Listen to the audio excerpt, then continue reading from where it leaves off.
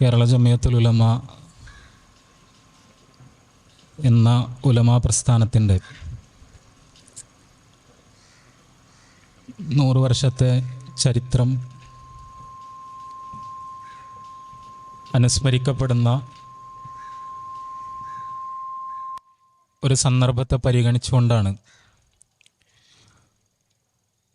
കൊട്ടപ്പുറത്തെ ഇസ്ലാഹി പ്രവർത്തകർ ഇതേപോലെ ഒരുമിച്ചിരിക്കുന്നത് എന്ന് നമുക്കറിയാം.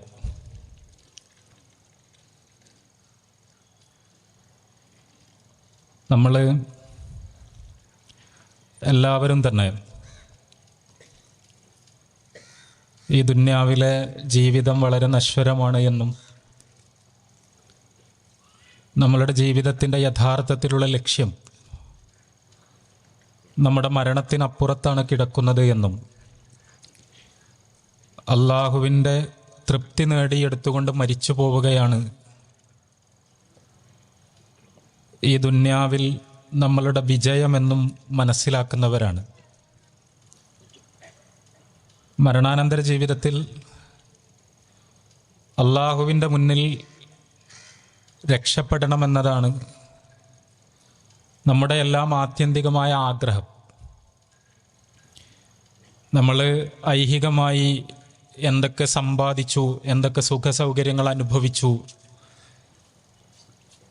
എത്ര സ്വത്തുക്കൾ നമ്മൾ കരസ്ഥമാക്കി, എത്ര നമ്മൾ ഈ ഭൂമിയിൽ അവശേഷിപ്പിച്ചു തുടങ്ങിയ ചോദ്യങ്ങളൊക്കെ യഥാർത്ഥത്തിൽ വളരെ അപ്രസക്തമാണ് എന്നും നമ്മുടെ കണ്ണുകൾ അടയുമ്പോൾ അള്ളാഹുവിൻ്റെ റിള, അള്ളാഹുവിൻ്റെ തൃപ്തി നമ്മളിലുണ്ടോ, നമ്മൾ മരണപ്പെട്ട് അവനടുത്തെത്തുമ്പോൾ അവൻ സ്നേഹപൂർവം നമ്മളെ സ്വീകരിക്കുമോ എന്നതാണ് നമ്മളെ അലട്ടേണ്ട ചോദ്യമെന്ന് നമുക്കറിയാം. നമുക്ക് പരലോകത്ത് രക്ഷപ്പെടാൻ നമ്മളിൽ അടിസ്ഥാനപരമായി ഉണ്ടാകേണ്ടത് ഇസ്ലാമാണ്. ഇസ്ലാം എന്ന് പറയുമ്പോൾ അതിൻ്റെ അടിത്തറ ഷഹാദത്ത് കലിമകളാണ്. നമ്മൾ മരിച്ചു പോകുമ്പോൾ വേറെ ഒന്നുമില്ലെങ്കിലും ഷഹാദത്ത് കലിമയെങ്കിലും നമ്മുടെ ഹൃദയത്തിലും നാവിലും ഉണ്ടാവുക എന്നത് നമ്മളെല്ലാം ഏറ്റവും അധികം ആഗ്രഹിച്ചു കൊണ്ടിരിക്കുന്ന കാര്യമാണ്. യഥാർത്ഥത്തിൽ നമ്മളുടെ ജീവിതത്തിൽ ഷഹാദത്ത് കലിമയുണ്ടാവുക എന്ന് പറഞ്ഞാൽ അതിൻ്റെ അർത്ഥം എന്താണ്? പരിശുദ്ധ ഖുർആനിലെ ഏറ്റവും വലിയ ആയത്താണ് ആയത്തുദ്ദൈൻ, കടത്തെപ്പറ്റി പറയുന്ന ആയത്ത്. നമുക്കൊക്കെ പരിചയമുണ്ട്. ഖുർആനിലെ 2-ാമത്തെ അധ്യായം സൂറത്തുൽ ബഖറയുടെ അവസാനത്തെ ഭാഗത്ത് ഏതാണ്ട് ഒരു പേജോളം നീളത്തിൽ കടബാധ്യതയെക്കുറിച്ച്, കടമിടപാടുകളെക്കുറിച്ച് അള്ളാഹു നമുക്ക് പറഞ്ഞു തരുന്നു. അവിടെ ഒരാൾ വേറൊരാൾക്ക് കടം കൊടുക്കുന്ന സമയത്ത് ആ കടമിടപാട് എഴുതി വെക്കണമെന്നും അതിന് സാക്ഷികളെ സ്വീകരിക്കണമെന്നും ഖുർആൻ നിർദ്ദേശിക്കുന്നത് കാണാം. അവിടെ ഖുർആൻ പറയുന്നൊരു കാര്യം, പിന്നീട് ഈ വിഷയത്തിൽ ഒരു തർക്കമുണ്ടായാൽ, എത്രയാണ് കടം കൊടുത്തത്, അല്ലെങ്കിൽ കടം കൊടുത്തിട്ടുണ്ടോ ഇല്ലേ തുടങ്ങിയ വിഷയങ്ങളിൽ പിന്നീടൊരു തർക്കമുണ്ടായാൽ അന്ന് സാക്ഷി നിന്ന ആളുകൾ സംസാരിക്കാൻ മടിക്കരുത്, സത്യം പറയാൻ മടിക്കരുത്. ആരുടെയെങ്കിലും മുഖം ചുളിയുമെന്ന് വിചാരിച്ച് അവർക്ക് ബോധ്യമുള്ള ഒരു വസ്തുത അവർ മറച്ചു വെക്കരുത് എന്ന് പരിശുദ്ധ ഖുർആൻ അവിടെ പറയുന്നുണ്ട്. അവിടെ നമ്മൾ കടമിടപാട് നടത്തുന്ന സമയത്ത് അതിനൊരു സാക്ഷിയെ, ഒരു ഷാഹിദിനെ അല്ലെങ്കിൽ 2 ഷാഹിദുകളെ നമ്മൾ സ്വീകരിക്കുന്നുണ്ടെങ്കിൽ ആ സാക്ഷി ആ സത്യം തുറന്നു പറയേണ്ട സമയത്ത് തുറന്നു പറയാൻ ബാധ്യതപ്പെട്ടവനാണ്. അയാൾ കണ്ട കാര്യം ആരുടെയെങ്കിലും മുഖം ചുളിയുന്നത് പരിഗണിക്കാതെ പറയാൻ അയാൾ ബാധ്യതപ്പെട്ടവനാണ് എന്നാണ് പരിശുദ്ധ ഖുർആൻ ഓർമ്മപ്പെടുത്തുന്നത്. ഇപ്പൊ റസൂലുള്ളാഹി സ്വല്ലല്ലാഹു അലൈഹി വസല്ലമ പറഞ്ഞ വളരെ പ്രസിദ്ധമായൊരു കാര്യമുണ്ട്, ഖുലിൽ ഹഖ് വലൗ കാന മുർറൻ.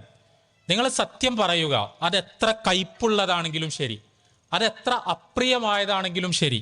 സത്യത്തെ, ഒരു സത്യം, ആ സത്യം ആർക്കെങ്കിലും ഇഷ്ടമില്ല എന്ന് വിചാരിച്ച് നിങ്ങൾ പറയാതിരിക്കരുത്. ആ സത്യം പറയാനുള്ള ആർജവം നിങ്ങൾ കാണിക്കണം എന്ന് റസൂലുള്ളാഹി സ്വല്ലല്ലാഹു അലൈഹി വസല്ലമ ഒരിക്കൽ പറഞ്ഞത് വളരെ പ്രസിദ്ധമാണ്. പ്രവാചകൻ സ്വല്ലല്ലാഹു അലൈഹി വസല്ലമ ഒരിക്കൽ തൻ്റെ അനുചരന്മാരോട് സംസാരിച്ചു കൊണ്ടിരിക്കുന്ന സമയത്ത് അവിടുന്ന് ചോദിച്ചു, മഹാപാപങ്ങളിൽ വെച്ച് മഹാപാപങ്ങൾ എന്ന് പറഞ്ഞാൽ ഏതാണ് എന്ന് നിങ്ങൾക്കറിയുമോ?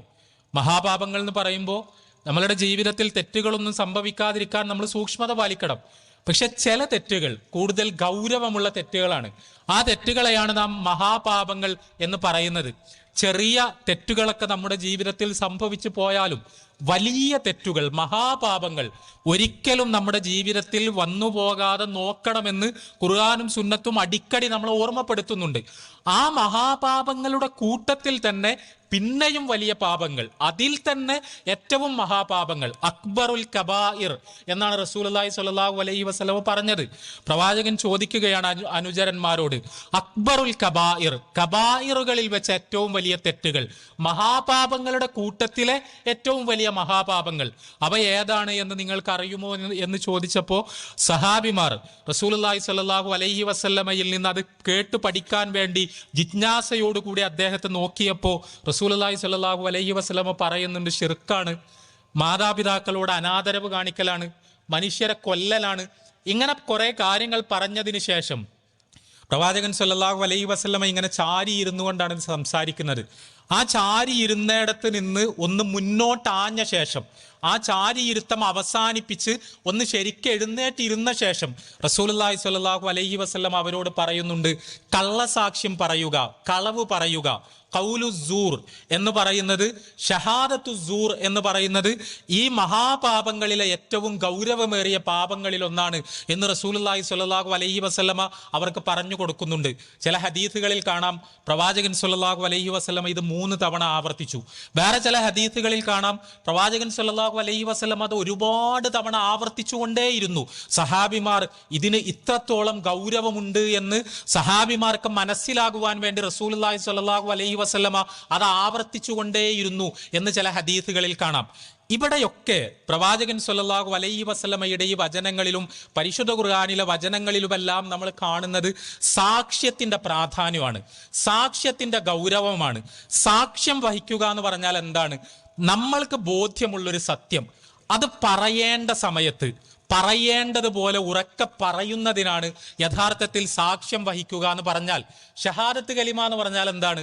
അഷ്ഹദു അല്ലാ ഇലാഹ ഇല്ലല്ലാഹ് വ അഷ്ഹദു അന്ന മുഹമ്മദർ റസൂലുള്ളാഹ് എന്ന് പറഞ്ഞാൽ അവിടെ നമ്മൾ ഷഹാദത്ത് കലിമയിലൂടെ നമ്മളോട് ചെയ്യാൻ അള്ളാഹുവും പ്രവാചകനും ആവശ്യപ്പെടുന്നത് എന്താണ് എന്ന് ഗൗരവത്തോടു കൂടി നമ്മൾ ആലോചിക്കണം. ഈ പ്രപഞ്ചത്തിലെ ഏറ്റവും വലിയ സത്യമാണ് ലാ ഇലാഹ ഇല്ലല്ലാഹ് മുഹമ്മദ് റസൂലുള്ളാഹ് എന്ന സത്യം. അത് ഞാൻ അംഗീകരിച്ചാലും അംഗീകരിച്ചിട്ടില്ലെങ്കിലും അതൊരു സത്യമാണ്. അത് ആർക്കും നിഷേധിക്കാനാകാത്തൊരു വസ്തുതയാണ്.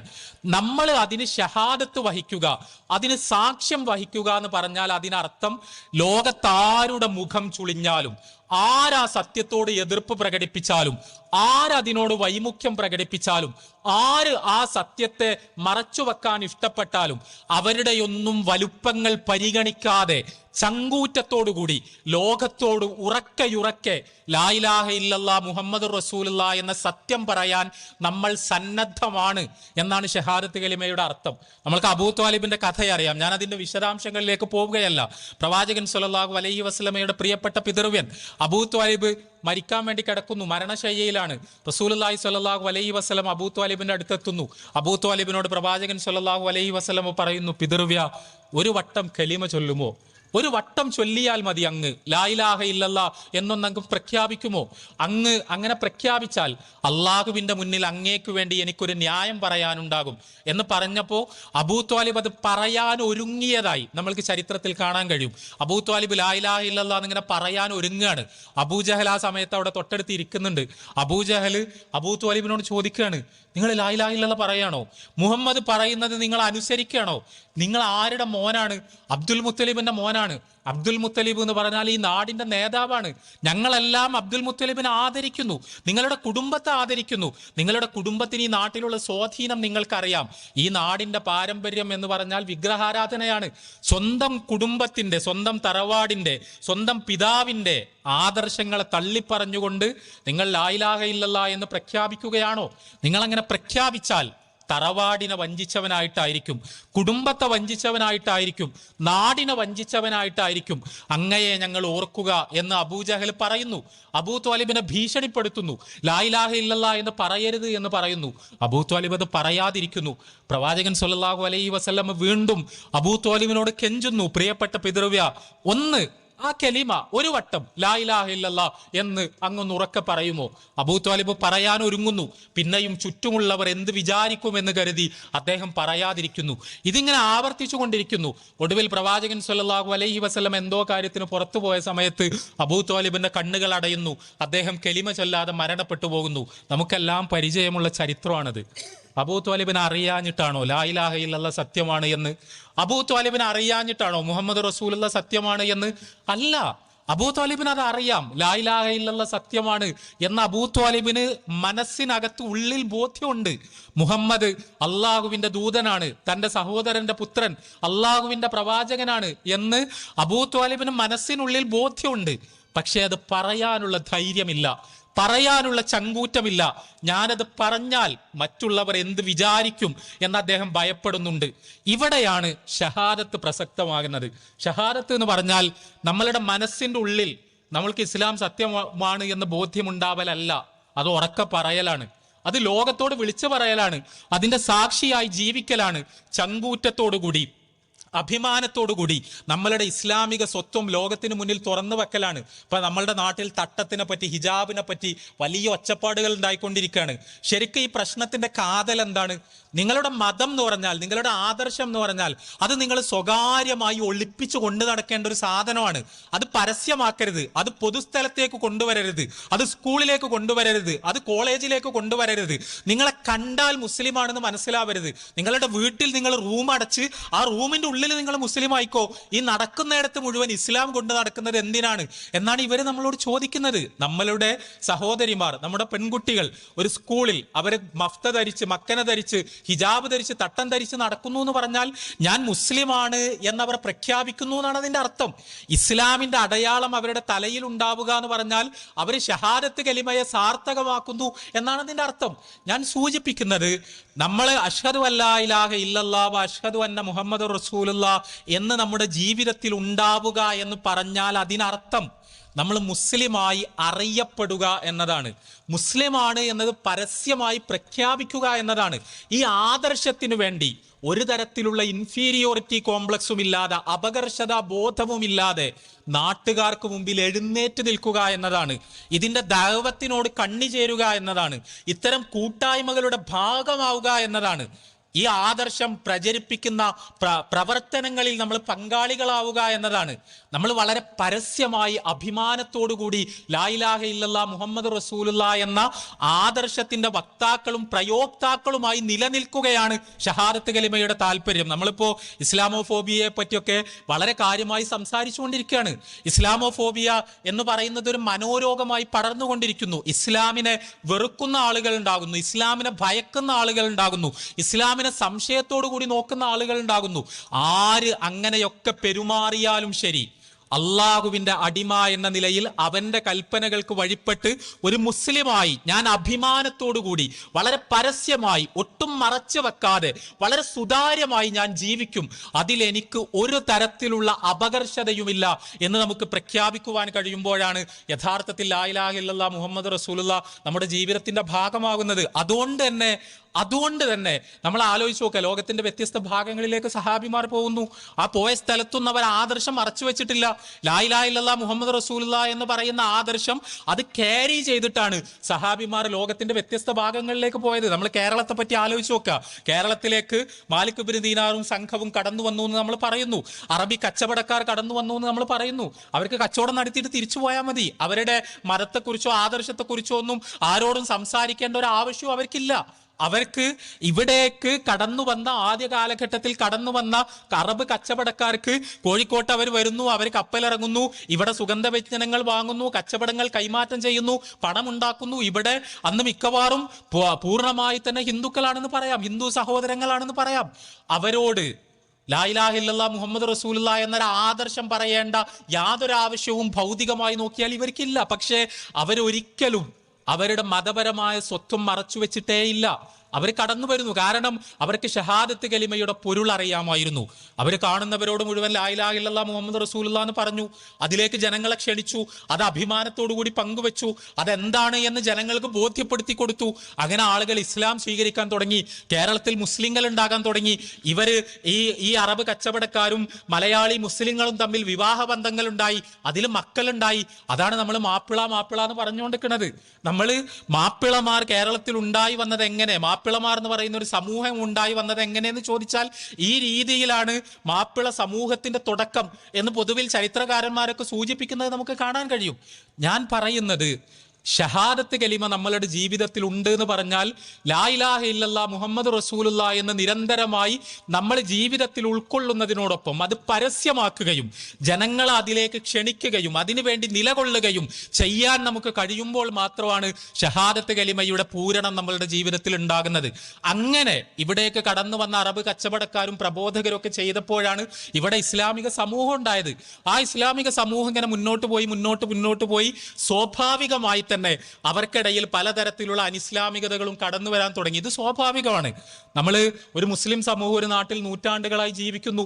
അത് കുറേ മുന്നോട്ട് പോകുമ്പോൾ ഇസ്ലാം പഠിപ്പിക്കാത്ത പലതും അവർക്കിടയിലേക്ക് പതുക്കെ ഇങ്ങനെ നുഴഞ്ഞു കയറി വരാൻ തുടങ്ങും. ഇസ്ലാമിന് അന്യമായ പല വിശ്വാസങ്ങളും അവർക്കിടയിലെത്തും. ഇസ്ലാമിന് അന്യമായ പല ആചാരങ്ങളും അവർക്കിടയിലേക്ക് കടന്നു വരും. ഇസ്ലാമിക ബോധം അവർക്കിടയിൽ നേർത്ത് വരും. മതപരമായ വിഷയങ്ങളിലുള്ള കണിശത കുറഞ്ഞു വരും. അപ്പോൾ പണ്ഡിതന്മാർ എഴുന്നേറ്റ് നിന്നിട്ട് സമുദായത്തിനെ ബോധവൽക്കരിക്കും, സമുദായത്തെ തിരുത്താൻ ശ്രമിക്കും. ഈ വിശ്വാസങ്ങൾ ഇസ്ലാമികമല്ല, ഈ ആചാരങ്ങൾ ഇസ്ലാമികമല്ല, ഇത് ബിദ്അത്തുകളാണ്, സുന്നത്തുകൾ എന്ന് പറഞ്ഞാൽ ഇതാണ്, നബി സല്ലല്ലാഹു അലൈഹി വസല്ലമയും സഹാബിമാരും ജീവിച്ച മാർഗം ഇതാണ് എന്നവർക്ക് പറഞ്ഞു കൊടുക്കാൻ വേണ്ടി ഉലമാക്കൾ എഴുന്നേറ്റ് നിൽക്കും. ഇത് എല്ലാ കാലത്തും മുസ്ലിം ലോകത്തിന്റെ എല്ലാ ഭാഗത്തും ഉണ്ടായതാണ്. ഇതിനാണ് നമ്മൾ സാധാരണ തജ്ദീദ് എന്നൊക്കെ പറയാ. സാങ്കേതികമായി നമ്മൾ നവോത്ഥാനം, നവജാഗരണം എന്നൊക്കെ മലയാളത്തിൽ പറയുന്നത് അതിനാണ്. ഈ തജ്ദീദ് നിർവഹിക്കുവാൻ വേണ്ടി കേരളത്തിൽ ഒരു നൂറ്റാണ്ട് മുമ്പ് രൂപീകരിക്കപ്പെട്ട ഒരു പണ്ഡിത സംഘടനയെക്കുറിച്ചാണ്, കേരള ജംഇയ്യത്തുൽ ഉലമയെ കുറിച്ചാണ് നമ്മൾ സംസാരിച്ചുകൊണ്ടിരിക്കുന്നത്. ഇപ്പോൾ മുസ്ലിങ്ങൾക്കിടയിലേക്ക് ഇസ്ലാമിന് വിരുദ്ധമായ വിശ്വാസങ്ങളും ആചാരങ്ങളും കടന്നു വരും എന്ന് പറഞ്ഞാൽ ഈ നാട്ടുകാർക്ക് അത് മനസ്സിലാക്കാൻ വളരെ എളുപ്പമാണ്. ഇപ്പോൾ കൊണ്ടോട്ടി എന്ന് പറഞ്ഞാൽ ഇവിടെ തൊട്ടടുത്തുള്ള ഒരു സ്ഥലമാണ്. കൊണ്ടോട്ടിയുടെ ഒരു സാംസ്കാരിക മുഖം, ഒരു പ്രധാനപ്പെട്ട അടയാളം എന്ന് പറഞ്ഞാൽ എന്താണ്? നമുക്ക് എല്ലാവർക്കും അറിയാം. കൊണ്ടോട്ടിയിലെ കുബ്ബയെ കുറിച്ച് അറിയാം. ഈ കൊണ്ടോട്ടി കുബ്ബ എന്ന് പറഞ്ഞാൽ ആ ഒരു നമ്മളിങ്ങനെ റോഡിലൂടെ കടന്നു പോകുമ്പോൾ കാണുന്ന ഒരു ശില്പകലാ നിർമ്മിതി എന്നതിനപ്പുറത്ത് നമ്മളുടെ നാട്ടിൽ പൊതുവിൽ കണ്ടു ശീലമില്ലാത്ത പേർഷ്യൻ പശ്ചാത്തലമുള്ള പേർഷ്യൻ ആർക്കിടെക്ചറിന്റെ സ്വാധീനമുള്ള ഒരു കെട്ടിടം എന്നതിനപ്പുറത്ത് അത് ഉള്ളടക്കുന്ന ഒരു ചരിത്രമുണ്ട്. നമ്മൾക്ക് കൊണ്ടോട്ടി തങ്ങന്മാരെ കുറിച്ച് അറിയാം. ഈ കൊണ്ടോട്ടി തങ്ങന്മാർ എന്ന് പറഞ്ഞാൽ ബോംബെയിൽ നിന്ന് അവർ ഒരു കാലഘട്ടത്തിൽ, ടിപ്പു സുൽത്താന്റെ കാലഘട്ടത്തിൽ കൊണ്ടോട്ടിയിലെത്തുന്നു. ആ കൊണ്ടോട്ടിയിലെത്തുന്ന സമയത്ത് അവരൊരു ത്വരീക്കത്തും കൊണ്ടാണ് ഇങ്ങോട്ട് വരുന്നത്. ത്വരീക്കത്ത് എന്ന് പറഞ്ഞാൽ അതിന്റെ വിശദാംശങ്ങളിലേക്കൊന്നും ഞാൻ കടന്നു പോവല്ല. അവരൊരു സൂഫി ത്വരീക്കത്തിന്റെ വക്താക്കളായിരുന്നു. ആ സൂഫി ത്വരീക്കത്തുമായി അവർ കൊണ്ടോട്ടിയിൽ വരുന്നു. ഈ ത്വരീക്കത്തിന് കുറെ വിശ്വാസങ്ങൾ ഉണ്ടായിരുന്നു, കുറെ ആചാരങ്ങൾ ഉണ്ടായിരുന്നു. ആ വിശ്വാസങ്ങളും ആചാരങ്ങളും ഒന്നും അള്ളാഹുവോ പ്രവാചകനോ പഠിപ്പിച്ചതായിരുന്നില്ല. സഹാബിമാർക്ക് ഉള്ളതായിരുന്നില്ല. താബിഈകൾക്ക് പരിചയമുള്ളതായിരുന്നില്ല. എന്തിനധികം പറയുന്നു, അന്ന് വരെ ജീവിച്ച മലയാളി മുസ്ലിങ്ങൾക്ക് ആർക്കും പരിചയമുള്ളതായിരുന്നില്ല. അത് അന്ന് വരെ ജീവിച്ച മലയാളി മുസ്ലിങ്ങൾക്കൊന്നും പരിചയമില്ലാത്ത, ഇസ്ലാമുമായി ഒരു ബന്ധവുമില്ലാത്ത കുറെ ആശയങ്ങൾ ഇസ്ലാം എന്ന പേരിൽ ഇവിടുത്തെ മനുഷ്യർക്ക് മുന്നിൽ അവതരിപ്പിച്ചുകൊണ്ടാണ് കൊണ്ടോട്ടി തങ്ങന്മാർ, അവരുടെ ഷെയ്ഖുമാർ പുതിയ ചില തത്വങ്ങളും പുതിയ ചില സങ്കല്പങ്ങളുമായി കൊണ്ടോട്ടിയിലെത്തുന്നത്. അത് അവരുണ്ടാക്കിയതാണെന്നല്ല, അത് അവരുടെ സൂഫി ത്വരീക്കത്തിൽ ഉണ്ടായിരുന്ന ആശയങ്ങളാണ്. ആ സൂഫി ത്വരീക്കത്തിന്റെ ആശയങ്ങൾ അനിസ്ലാമികമായ ആശയങ്ങളായിരുന്നു എന്നുള്ളതാണ് ഇവിടുത്തെ പ്രശ്നം. അവർ കൊണ്ടോട്ടിയിൽ വരുന്നു, കൊണ്ടോട്ടിയിൽ അവർക്കൊരു ആസ്ഥാനം ഉണ്ടാകുന്നു, അവരുടെ തക്യാവ് ഉണ്ടാകുന്നു, അവർക്ക് അനുയായികൾ ഉണ്ടാകുന്നു. അവർ വന്ന് ഷെയ്ഖിന്റെ മുന്നിൽ സുജൂദ് ചെയ്യാൻ ആരംഭിക്കുന്നു. വളരെ വിചിത്രമായ ആചാരങ്ങൾ അവർ നിർമ്മിക്കുന്നു. കൊണ്ടോട്ടി നേർച്ചയെപ്പോലുള്ള വലിയൊരു ആഘോഷം ഉണ്ടാകുന്നു. ഇത് കണ്ട് ബാക്കിയുള്ള മുസ്ലിങ്ങൾ അത്ഭുതത്തോടു കൂടി നോക്കുന്നു. ഇതൊക്കെ എന്ത് തരം ഇസ്ലാമാണ് എന്ന് ബാക്കിയുള്ള അന്നത്തെ മുസ്ലിങ്ങൾ എന്ന് പറഞ്ഞാൽ അന്ന് കേരളത്തിൽ ഇസ്ലാഹി പ്രസ്ഥാനവും മുജാഹിദ് പ്രസ്ഥാനവും ഒന്നും ഉണ്ടായൊരു സമയമല്ല. നമ്മൾ ടിപ്പു സുൽത്താന്റെ ഭരണകാലം എന്ന് പറയുമ്പോൾ ബ്രിട്ടീഷുകാർ കൂടി വരുന്നതിന് മുമ്പുള്ള ഒരു സമയത്തെ പറ്റിയാണ് നമ്മൾ പറയുന്നത്. അതിനുശേഷം ബ്രിട്ടീഷുകാർ ഇവിടെ എത്തുന്നു. ബ്രിട്ടീഷുകാരുടെ കാലഘട്ടത്തിലും അദ്ദേഹത്തിന്റെ ഈ തരത്തിലുള്ള ആശയ പ്രചാരണങ്ങൾ അദ്ദേഹത്തിലൂടെ, അദ്ദേഹത്തിന്റെ മക്കളിലൂടെ അവിടെ പുതിയ ഒരു വിശ്വാസപരവും ആചാരപരവുമായ രീതി ഉണ്ടാകുന്നു. അതിനെതിരെയാണ് അന്ന് ഇവിടുത്തെ പണ്ഡിതന്മാർ നിലപാടെടുത്തത്. ഇവിടുത്തെ പണ്ഡിതന്മാർ എന്ന് പറഞ്ഞാൽ പൊന്നാനിയിലെ മഹദൂമുമാർ നിലപാടെടുത്തത്, മമ്പുറം തങ്ങന്മാർ നിലപാടെടുത്തത്, കോഴിക്കോട്ടെ ജിഫ്രി കുടുംബം നിലപാടെടുത്തത്. ഇവർക്ക് പോലും അസ്വീകാര്യമായ തരത്തിലുള്ള ആശയങ്ങളാണ് അന്ന് ഇവിടെ പ്രചരിപ്പിക്കപ്പെട്ടുകൊണ്ടിരുന്നത്. അങ്ങനെയാണ് ഇവിടുത്തെ മുസ്ലിങ്ങൾ രണ്ട് ചേരികളായി തിരിഞ്ഞത്. കൊണ്ടോട്ടി കൈക്കാരും പൊന്നാനി കൈക്കാരുമായി മാറുന്ന അവസ്ഥാവിശേഷം ഉണ്ടായത്. ആ കൊണ്ടോട്ടി കൈക്കാർ എന്ന് പറഞ്ഞാൽ കൊണ്ടോട്ടി തങ്ങന്മാരുടെ, കൊണ്ടോട്ടി ഷെയ്ഖുമാരുടെ ആൾക്കാരായിരുന്നു. ഈ പൊന്നാനി കൈക്കാർ എന്ന് പറഞ്ഞാൽ അതിനെ എതിർത്ത, ഇവരുടെ ഇത്തരത്തിലുള്ള വിശ്വാസങ്ങൾക്കും ആചാരങ്ങൾക്കും ഒന്നും ഇസ്ലാമിന്റെ പിൻബലമില്ല എന്ന് കരുതിയ, ഖുർആനിന്റെയും ഹദീസിന്റെയും പിൻബലമില്ലാത്ത അന്ധവിശ്വാസങ്ങളും അനാചാരങ്ങളുമാണ് ഇവർ പ്രചരിപ്പിക്കുന്നത് എന്ന് വിചാരിച്ച ആളുകളാണ് പൊന്നാനി കൈക്കാരായി അറിയപ്പെട്ടത്. കൊണ്ടോട്ടിയിൽ തന്നെ രണ്ടാൾക്കാരുണ്ടായിരുന്നു. നമ്മൾ കൊണ്ടോട്ടിയിലെ പഴയങ്ങാടി പള്ളിയെക്കുറിച്ചും കാളിയാരകം പള്ളിയെക്കുറിച്ചും ഒക്കെ നമ്മൾ പറയുന്നുണ്ട്. ഞാൻ ചരിത്രത്തിന്റെ വിശദാംശങ്ങളിലേക്ക് കടന്നു പോവല്ല. അവിടെ ഒരു പള്ളി കൊണ്ടോട്ടി കൈക്കാരുടേതാകുന്നു, മറ്റേ പള്ളി പൊന്നാനി കൈക്കാരുടേതാകുന്നു. ഒരു പള്ളിയിൽ മറ്റേ കൂട്ടർക്ക് പ്രവേശനമില്ലാതാകുന്നു, പരസ്പരം വിവാഹങ്ങൾ വിലക്കപ്പെടുന്നു, രൂക്ഷമായ ചേരിതിരിവുകൾ നാട്ടിലുണ്ടാകുന്നു. പലപ്പോഴും ഇവിടെ സുന്നികളും മുജാഹിദുകളും തമ്മിലുള്ള പ്രശ്നമാണ് കേരളത്തിലെ മുസ്ലിങ്ങൾക്കിടയിലുണ്ടായ ആദ്യത്തെ പ്രശ്നം എന്നൊക്കെ പലരും തെറ്റായി മനസ്സിലാക്കുന്നതാണ്. നമ്മൾ ഒരു ബ്രിട്ടീഷ് കാലഘട്ടത്തിലെ ചരിത്ര രേഖകൾ പരിശോധിച്ചാൽ വളരെ രൂക്ഷമായ അഭിപ്രായ വ്യത്യാസങ്ങൾ ഇവർ രണ്ടു കൂട്ടരും തമ്മിൽ ഉണ്ടായതായി നമ്മൾക്ക് മനസ്സിലാക്കാൻ പറ്റും. ഒരുപാട് പുസ്തകങ്ങൾ ആ കാലഘട്ടത്തിൽ കേരളത്തിൽ പുറത്തിറങ്ങിയിട്ടുണ്ട്. അവിടെ പൊന്നാനി കൈക്കാരുടെ, പൊന്നാനി പക്ഷക്കാരുടെ കുറേയധികം പുസ്തകങ്ങൾ, അറബിയിലും അറബി മലയാളത്തിലുള്ള പുസ്തകങ്ങൾ. കൊണ്ടോട്ടി തങ്ങന്മാർ പ്രചരിപ്പിക്കുന്നത് അനിസ്ലാമികമായ കാര്യങ്ങളാണ്. അവരുടെ നിലപാടുകൾ നമ്മൾക്ക് സ്വീകാര്യമല്ല. അത് ഷിയാക്കളുടെ നിലപാടുകളാണ്. അവർ ഷീഈ വിശ്വാസങ്ങളും ആചാരങ്ങളുമാണ് കേരളത്തിലെ മുസ്ലിങ്ങൾക്കിടയിൽ പ്രചരിപ്പിച്ചുകൊണ്ടിരിക്കുന്നത്.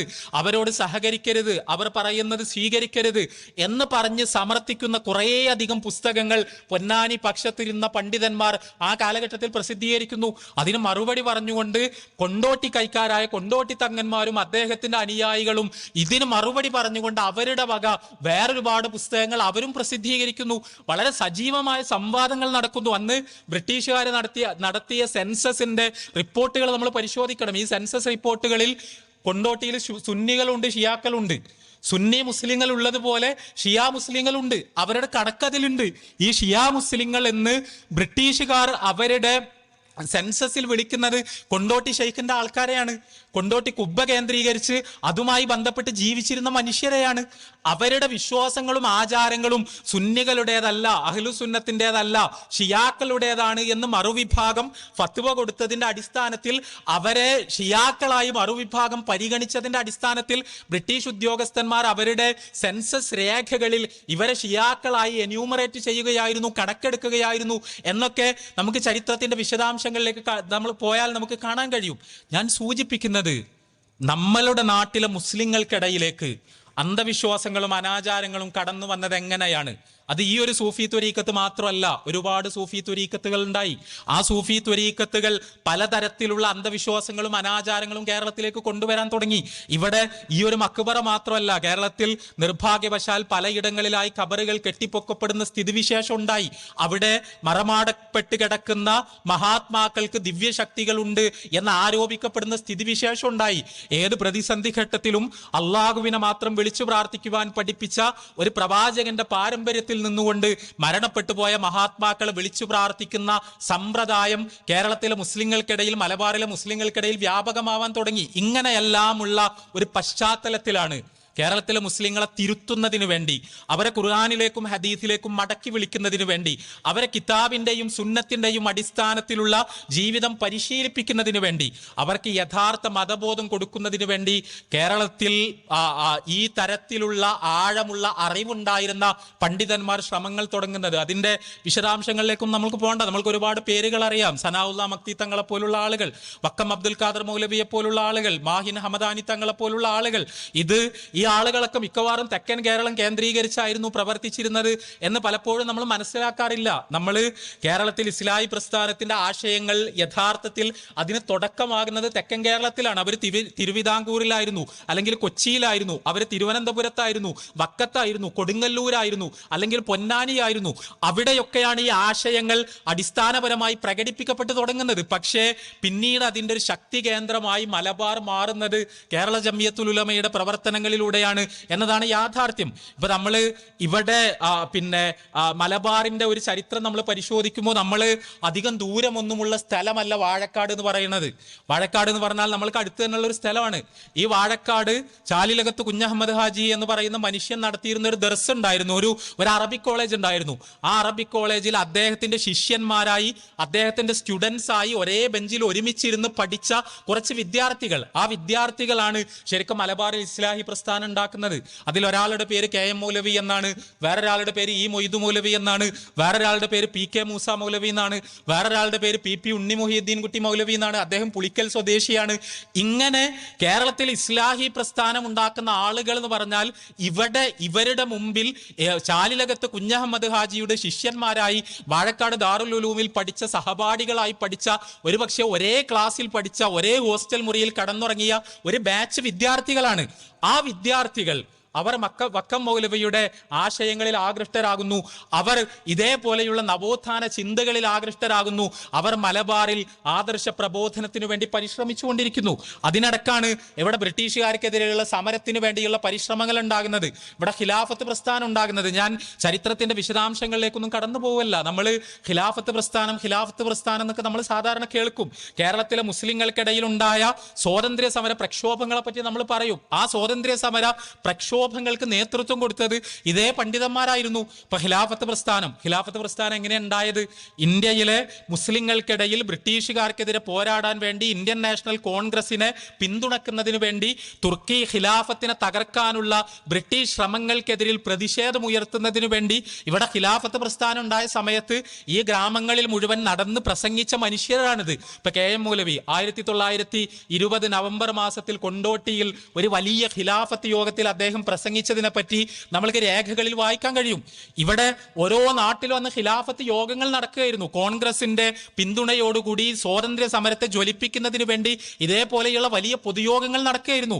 ആ പൊതുയോഗങ്ങൾ നടക്കുന്ന സമയത്ത് ആ പൊതുയോഗങ്ങൾ ഇപ്പൊ നമ്മളുടെയൊക്കെ നാട്ടിൽ അതേപോലെയുള്ള പൊതുയോഗങ്ങൾ ഉണ്ടായിട്ടുണ്ട്.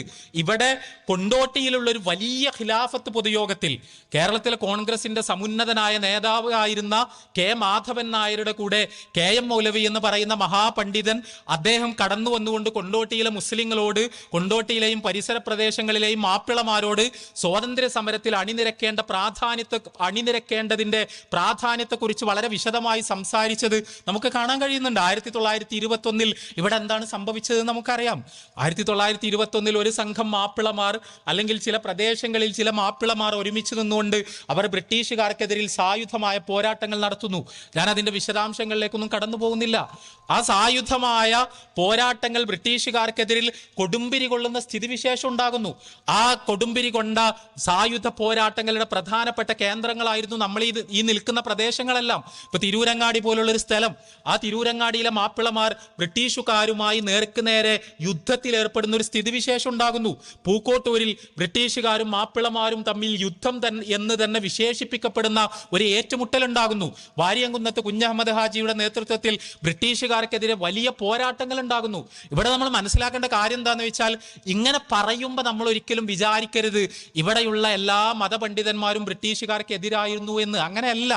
ഇവിടെയുള്ള പലരും ബ്രിട്ടീഷുകാർക്കെതിരിൽ നമ്മളൊരു നിലപാട് സ്വീകരിക്കരുത് എന്നുള്ള അഭിപ്രായക്കാരായിരുന്നു. ഇപ്പൊ കൊണ്ടോട്ടി തങ്ങൾ ആ കാലഘട്ടത്തിൽ അദ്ദേഹത്തെ പറ്റിയുള്ള വിവരണങ്ങളെല്ലാം വായിച്ചാൽ നമുക്ക് മനസ്സിലാക്കാൻ പറ്റും. അദ്ദേഹം സമ്പൂർണമായും ബ്രിട്ടീഷ് പക്ഷത്തായിരുന്നു, ബ്രിട്ടീഷുകാരുടെ ആളായിരുന്നു. അദ്ദേഹം ബ്രിട്ടീഷുകാരുടെ സ്വന്തക്കാരനായിട്ട് നിലകൊള്ളുകയാണ് ചെയ്തത്. അദ്ദേഹത്തിൻ്റെതായ അഭിപ്രായങ്ങൾ ഉണ്ടാകാം. ഞാൻ അതിന്റെ തെറ്റും ശരിയല്ല പറയുന്നത്.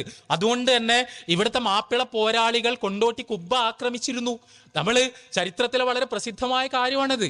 കൊണ്ടോട്ടി കുബ്ബയിലേക്ക് കൊണ്ടോട്ടി പോലീസ് സ്റ്റേഷൻ ആക്രമിച്ചതുപോലെ, കൊണ്ടോട്ടിയിലെ ബ്രിട്ടീഷുകാരുടെ ഓഫീസുകൾ ആക്രമിച്ചതുപോലെ ഇവിടുത്തെ മാപ്പിള പോരാളികൾ, സ്വാതന്ത്ര്യ സമര പോരാളികൾ ബ്രിട്ടീഷുകാർക്ക് അനുകൂലമായി നിലനിൽക്കുന്ന ഒരു സ്ഥാപനം എന്ന നിലയിൽ, ഒരു അധികാര കേന്ദ്രം എന്ന നിലയിൽ കൊണ്ടോട്ടി കുബ്ബയിലേക്ക് അവർ വലിയൊരു മാർച്ച് സംഘടിപ്പിക്കുകയും കൊണ്ടോട്ടി തങ്ങന്മാരുടെ ആളുകളും ഇവരും തമ്മിൽ വലിയ ഏറ്റുമുട്ടലുകൾ ഉണ്ടാവുകയും അത് പരസ്പരമുള്ള വെടിവെപ്പിൽ കലാശിക്കുകയും എല്ലാം ചെയ്തത് നമ്മൾക്ക് കാണാൻ കഴിയും.